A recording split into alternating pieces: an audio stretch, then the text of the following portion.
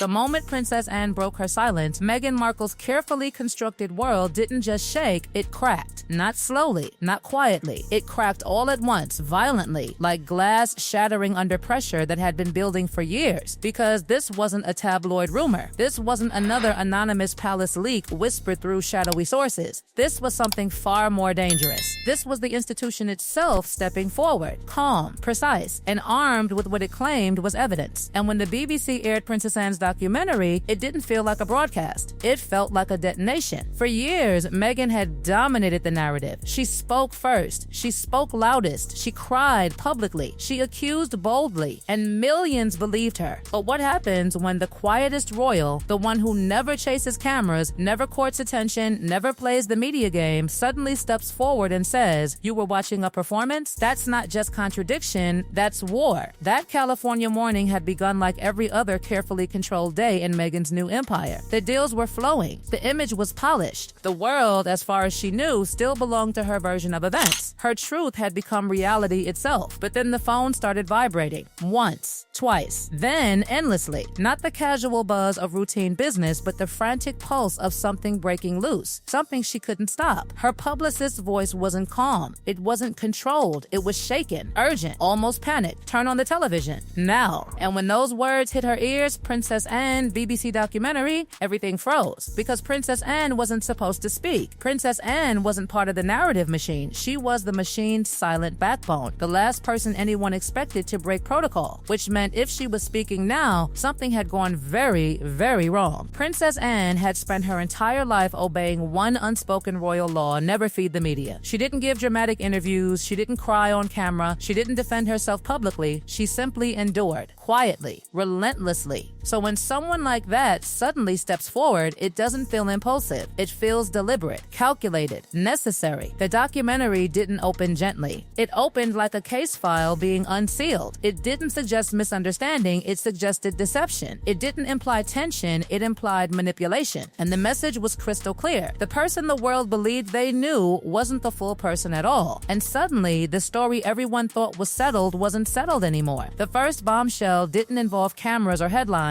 It involved a locked archive, a sacred space inside palace walls tied to Princess Diana herself, a place protected not just by locks but by reverence. And according to testimony revealed in the documentary, Meghan Markle was found inside, not invited, not escorted, inside, alone, searching. A longtime staff member described the moment in chilling detail. The door slightly open when it should have been sealed, the silence too thick, and then her figure inside, kneeling, focused, holding something she wasn't meant to touch, a locked box, and in her hand, not a key, not permission, a straightened paperclip, thin, metallic, bent into shape, a tool used not to open legitimately, but to force entry. That tiny detail changed everything, because curiosity doesn't bring paperclips. Intent does. Princess Anne herself described entering that room, seeing Meghan there, seeing the tool, seeing the act frozen in motion. And in that moment, disbelief replaced any possible excuse. Because this wasn't confusion, this wasn't an innocent mistake, this was deliberate. And when confronted, according to Anne's account, Meghan didn't apologize. She didn't freeze. She pivoted.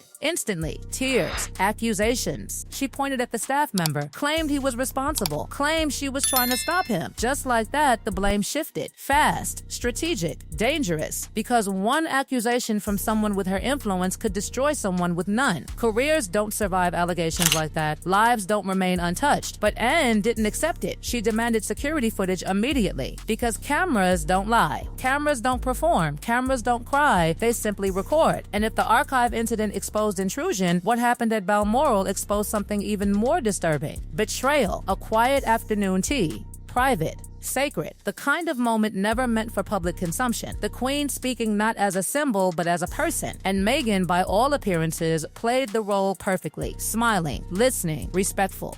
Grateful, the ideal image. But Princess Anne wasn't watching the smile. She was watching the details, the placement of a handbag, the angle of a phone, and then she saw it. That faint red glow. Small, easy to miss, but unmistakable. A recording indicator, active, silent, capturing every word the Queen spoke without consent, without permission, without warning. Anne didn't create a scene. She didn't embarrass anyone. She simply moved her teacup, forcing the phone into clearer view. And in that split second, Meghan reacted. Fast. Too fast. She grabbed the device, turned it off, smiled again, explained it away, claimed she just wanted to remember the Queen's wisdom, preserve it, treasure it. But according to the documentary, what happened next exposed the real intention. Audio allegedly captured Meghan later speaking privately, discussing editing, cutting, rearranging, using the recording for production, for narrative, for leverage, because recordings can be manipulated, context can be reshaped, meaning can be rewritten, and once you control the recording, you control the story. And that's when the pattern began to emerge. Not isolated incidents, not random mistakes, a method. Palace employees began describing something unsettling: quiet manipulation, subtle division. Meghan allegedly telling one staff member that another had criticized them, then telling the other the same thing in reverse, creating conflict, engineering distrust, turning colleagues against each other. A classic tactic, because once chaos exists, it becomes evidence itself. Evidence that the environment was toxic. Evidence that supports the narrative she had already begun building publicly.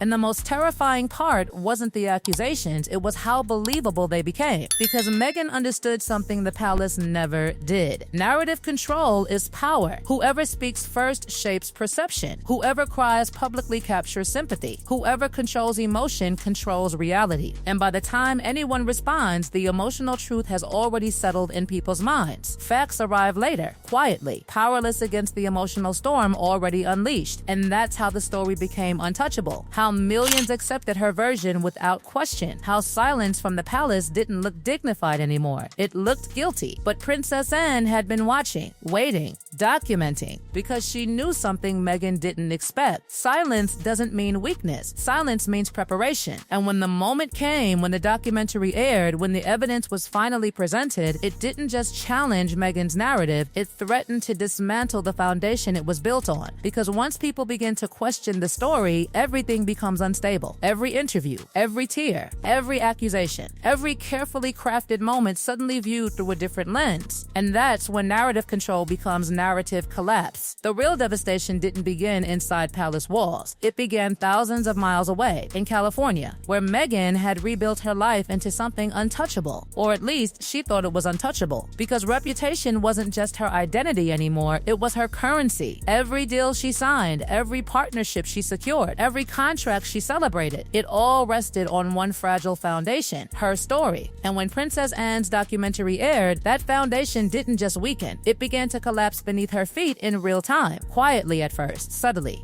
Emails stopped arriving, calls stopped returning, meetings suddenly postponed without explanation. Because corporations don't need courtroom verdicts, they only need doubt. And doubt had arrived like a storm no publicist could outrun. This wasn't emotional damage, this was structural damage. Because companies don't partner with people, they partner with narratives. And Meghan's narrative had always been powerful. The outsider who suffered, the survivor who escaped, the woman who stood up to centuries of institutional coldness. That story sold. It inspired. It generated loyalty. But now, suddenly, there was another story. One backed not by tears, but by testimony. Not by interviews, but by alleged footage. Not by emotion, but by documentation. And once two competing realities exist, the value of the original one begins to erode. Brands didn't need confirmation. They needed safety. And safety lives in distance. Quiet distance. Strategic distance. The kind where contracts don't get canceled publicly. They simply stop moving forward. Because corporations understand one brutal truth. You can survive controversy, but you cannot survive association with someone whose narrative might unravel overnight. And that's exactly what Princess Anne's documentary threatened to do. It didn't accuse emotionally, it accused methodically. It laid out incidents like puzzle pieces, the archive intrusion, the secret recording, the alleged manipulation of staff relationships. And when you see those pieces individually, you might dismiss them. But when you see them together, forming a pattern, you begin to question everything. Because patterns don't lie. Patterns expose intent. And perhaps the most disturbing revelation wasn't the incidents themselves. It was the psychology behind them. Princess Anne didn't claim Meghan never felt real emotion. She claimed Meghan understood how to use emotion. That difference changes everything.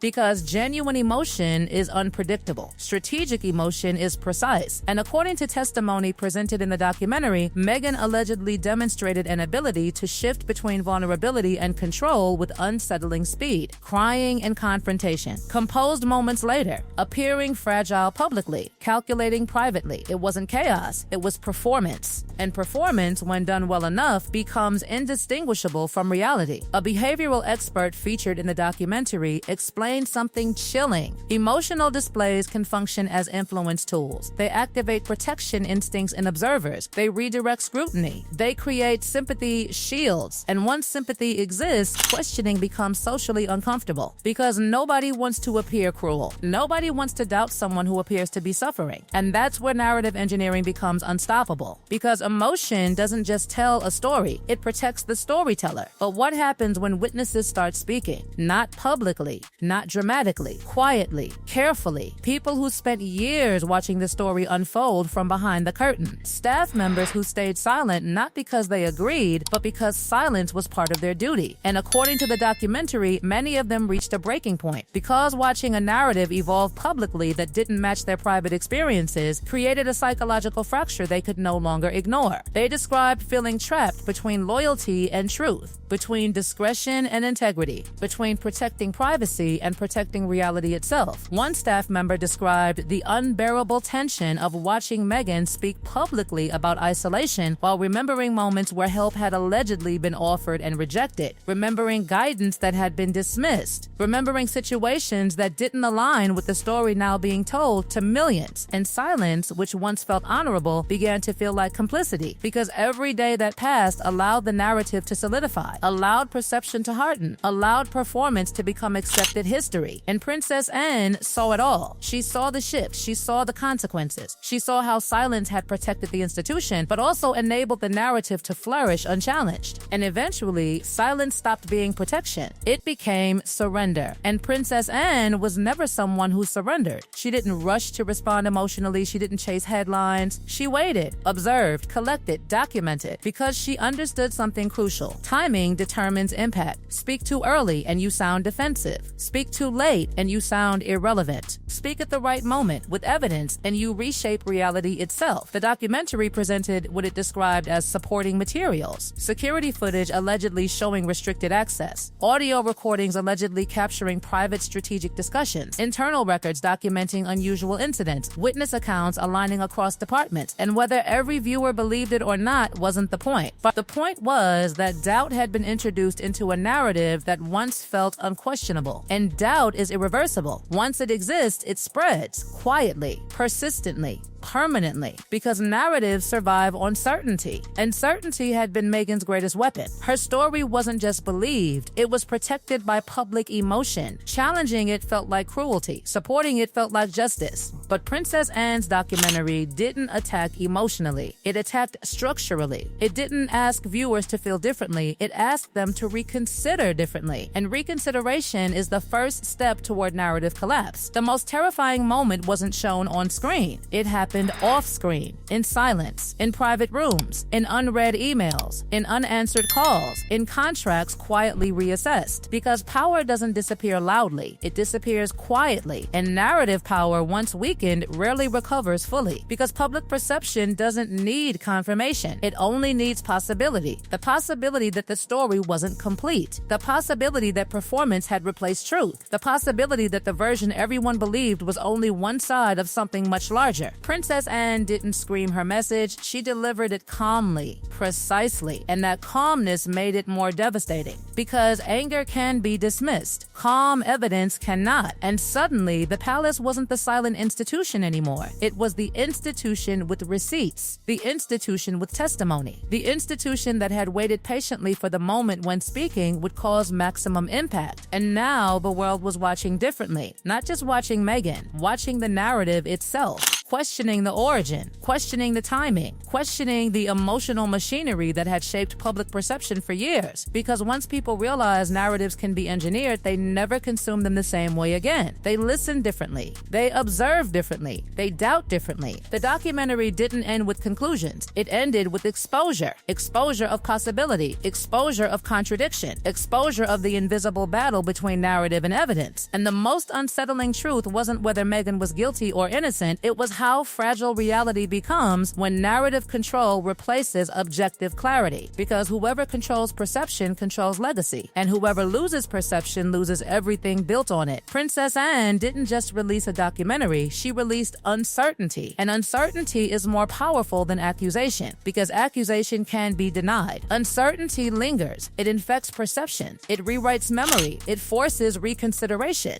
And reconsideration is the beginning of irreversible transformation. The palace was no longer silent, and silence had been the only thing protecting the simplicity of the story. Now, complexity had arrived. Now, contradiction had arrived. Now, the version of reality everyone believed was no longer alone. And when two realities exist side by side, only one survives history. And the most terrifying question still hangs in the air, unanswered. Was Meghan Markle controlling the narrative, or was the narrative controlling everyone else all along?